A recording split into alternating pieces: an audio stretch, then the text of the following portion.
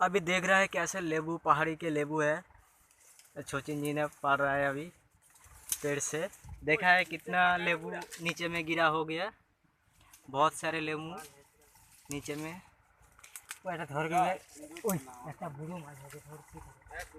आटा भी पार लिया है उन लोगों ने। अब देख रहा है कैसे लेबू पहाड़ों में, जंगल में। उधर देखा है कितना लेबू है।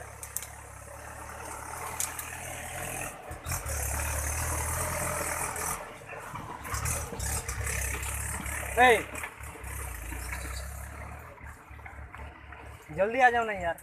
अरे अच्छा, पूरा पैर खाली है। पैर खाली होगा तो क्या है, थोड़ा कैमरा पकड़ना, जैसे चालू है ऐसे चालू करने दो। और इधर कुछ लेते आओ, इधर बहुत सारे हैं। कितना देखो, मैं एक जोड़ी लेके आया था ना, बहुत अच्छा था। इधर तो बहुत सारी है, और कभी भी आना पड़ेगा। ये तो मौसम भी है, ठीक है। तो जो लोग सोच रहा है वो नहीं है।